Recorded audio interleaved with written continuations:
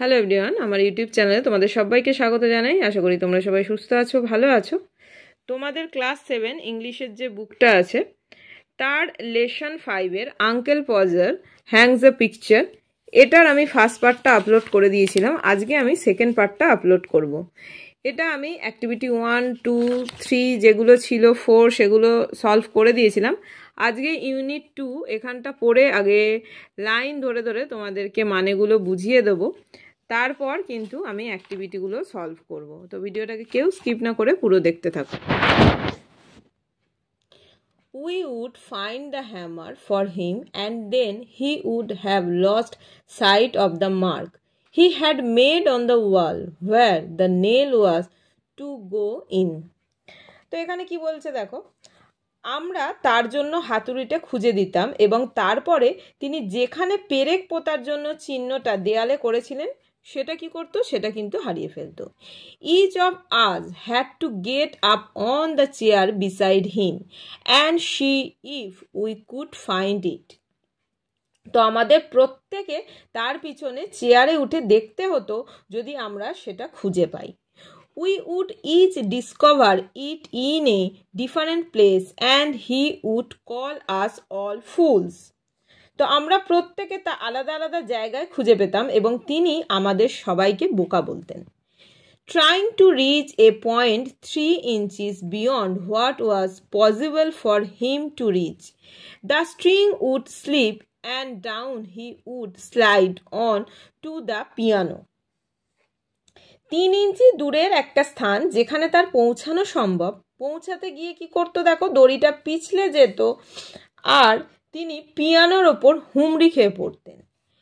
At last Uncle Podger would get the spot fixed and put the point of the nail on it with his left hand and take the hammer in his right hand. শেষমেশ পজার কাকা, পজার uncle যিনি ছিলেন, দাগটা স্থির করতেন এবং পেরেকের গোড়াতে বাম হাত, যে লেফট হ্যান্ড, বাম হাত দিয়ে সেখানে রাখতেন এবং ডান হাতে হাতুড়িটা ধরতেন। And with the first blow he would smash his thumb and drop the hammer with a yell on somebody's toes. প্রথম আঘাতেই তিনি তার বুড়ো আঙুল থেতলে ফেলতেন এবং প্রচণ্ড চিৎকার করে হাতুড়িটাকে অন্য কারুর পায়ের পাতার উপর ফেলতেন। Aunt Maria would mildly observe that next time Uncle Podger was going to hammer a nail into the wall, she hoped he had let her know in time. তো মারিয়া আন্ট মানে মারিয়া কাকিমা এগুলো শান্তভাবে পর্যবেক্ষণ করতেন এবং আশা করতেন যে পরের বার দেয়ালে পেরেক পোতবার আগে পজার কাকা সময় থাকতে তাকে জানাবেন।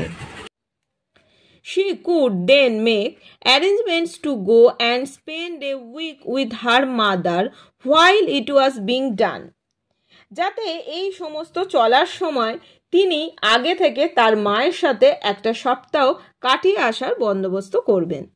Oh, you woman, you make such a fuss over everything, Uncle Podger would reply, picking himself up. Why, I like doing a little job of his sort. তো কি বলছে দেখো, ও সব কিছুতেই তোমরা মহিলারা গন্ডগোল তৈরি করো। পজার কাকা নিজে উপরে উঠতে উঠতে বললেন, কেন আমার এই রকম ছোটখাটো কাজ করতে ভালো লাগে। And then he would have another try. At the second blow, the nail would go clean through the plaster and have the hammer after it. তারপর তিনি আর একবার চেষ্টা করবেন। দ্বিতীয় আঘাতের সাথে সাথে কি হয়েছিল, পেরেকটা প্লাস্টারের ভেতর ঢুকে যেত আর হাতুড়িটা অর্ধেকটাও। Then we would find the rule and the string again, and a new hole was made. About midnight, the picture would be up, very crooked and insecure, মানে বাঁকা।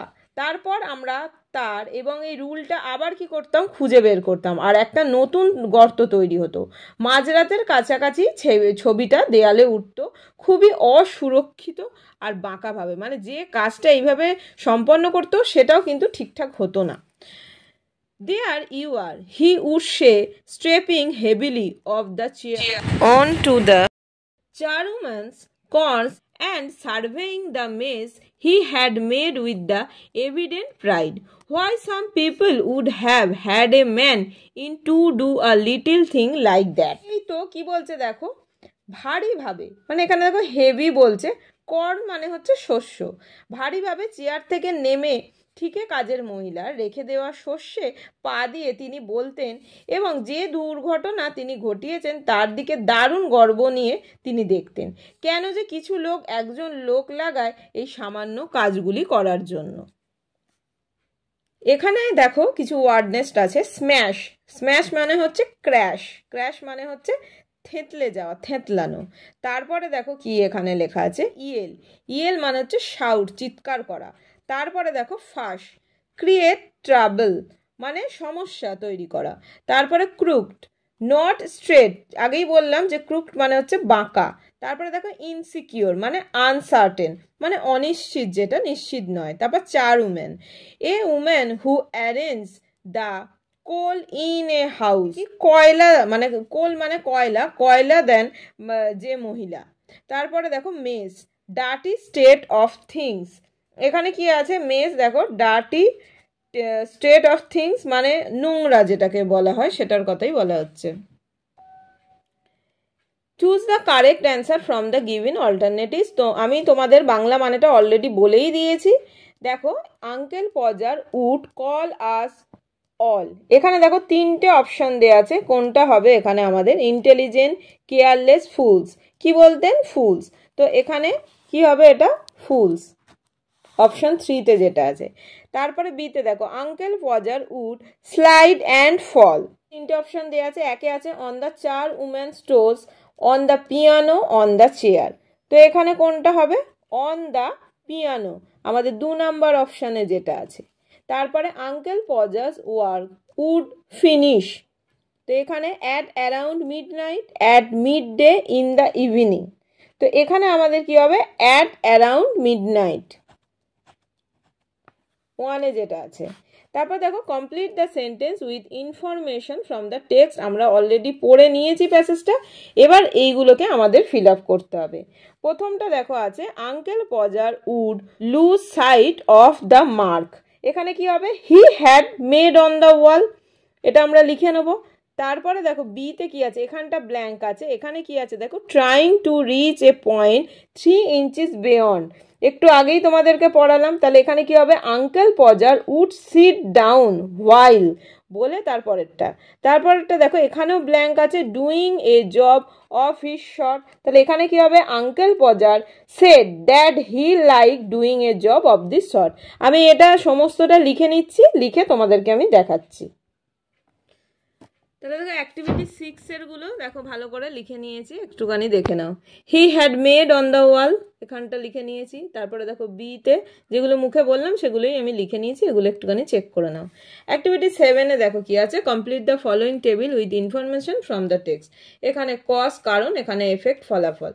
তো যেখানটা নেই সেখানটা আমাদের ফিল আপ করতে হবে। দেখো এখানে লেখা আছে each child had to get up beside him on the chair, তো প্রত্যেক শিশুকেই তার পাশে কি করতে হতো, চেয়ারে দাঁড়াতে, মানে সে চেয়ারে দাঁড়াতো, তার কারণটা কি, সেই কারণটা কি ছিল এখানে লিখতে হবে।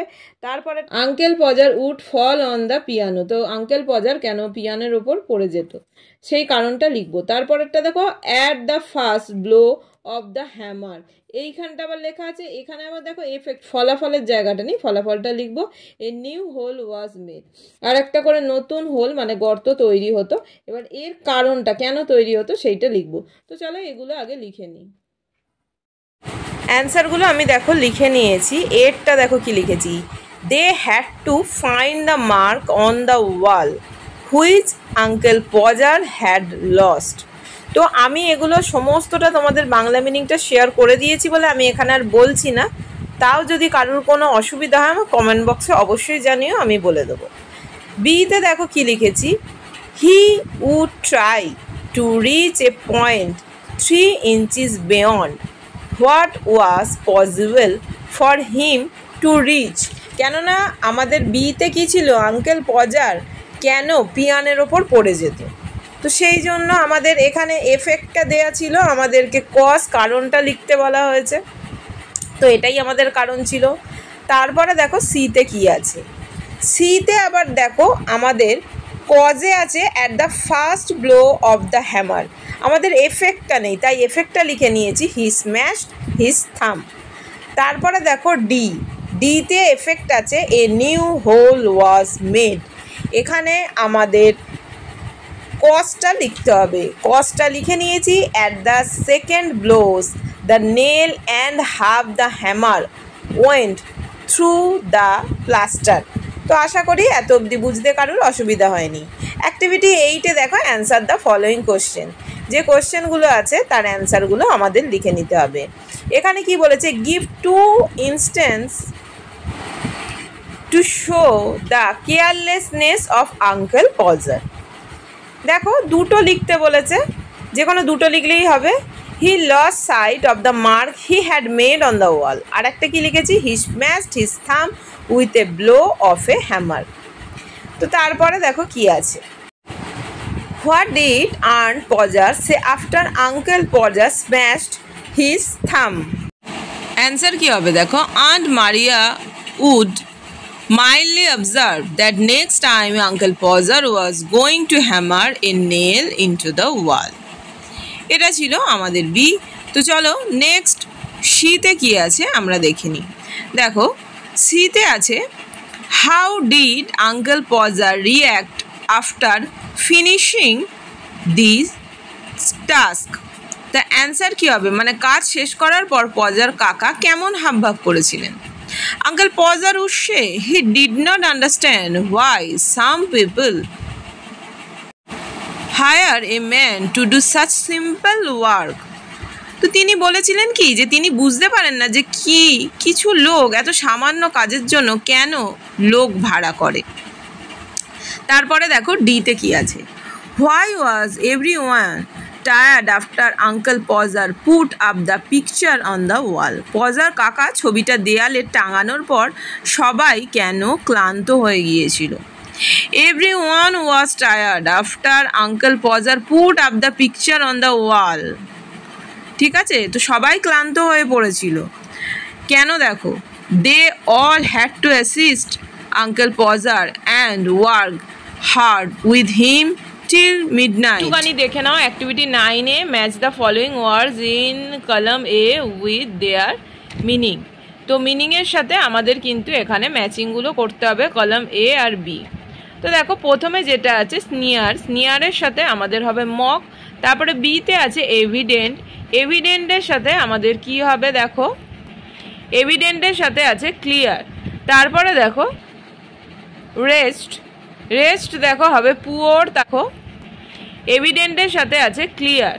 তারপরে দেখো রেস্ট, রেস্ট দেখো হবে পুওর। সার্ভেইং, সার্ভেইং হবে ক্লোজলি অবজার্ভিং। এটা আমি মুখেই বলে দিলাম। তারপরে অ্যাক্টিভিটি 10-এ দেখো কি আছে, find the antonyms of the following words from the text. এখানে কিছু কিছু ওয়ার্ড আছে সেগুলোর আমাদের অ্যান্টোনিম মানে বিপরীত শব্দ লিখতে হবে। তো চলো সেগুলো আমি লিখে নিয়েছি, তোমাদের সাথে শেয়ার করছি। দেখো র্যাপিডলি, তার অপোজিট কি হবে স্লোলি। বিতে আছে লস্ট, তার অপোজিট আমাদের কি হবে ফাউন্ড। সিতে আছে রিমেম্বার্ড, তার অপোজিট হবে ফরগট। তারপরে দেখো ডিতে আছে রাফলি, তার অপোজিট মাইল্ডলি। ইতে আছে সেভ, তার অপোজিট হচ্ছে স্পেন্ড। এফে আছে স্ট্রেট, তার অপোজিট ওয়ার্ড আমাদের কি হবে ক্রুকড মানে বাঁকা। অ্যাক্টিভিটি 11-এ দেখো কি আছে, অ্যাক্টিভিটি 11-এ আছে use the prefix or suffix two from new words. এখানে যে ওয়ার্ডগুলো আছে তার আমাদের প্রেফিক্স আর সাফিক্স অ্যাড করতে বলা হয়েছে। আমরা কোনো ওয়ার্ডের সামনে যেটা অ্যাড করি সেটা হয় প্রেফিক্স, আর পরে অ্যাড করলে সেটা হয়ে যায় সাফিক্স। তো দেখো এখানে ডিফারেন্ট আছে, এটা কি হয়েছে ইনডিফারেন্ট। তারপরে আছে পসিবল, লিখেছি ইম্পসিবল। তারপরে আছে সাফিসিয়েন্ট, লিখেছি ইনসাফিসিয়েন্ট। তারপরে আছে অ্যারাইভ, হবে অ্যারাইভাল। তারপরে ইতে আছে হোল, এখানে করেছি হোলসাম। তো ভিডিওটা এখানেই শেষ করলাম। সবাই খুব ভালো থেকো, সুস্থ থেকো, সাবধানে থেকো। টাটা। নেক্সট অন্য ভিডিও নিয়ে আলোচনা হবে।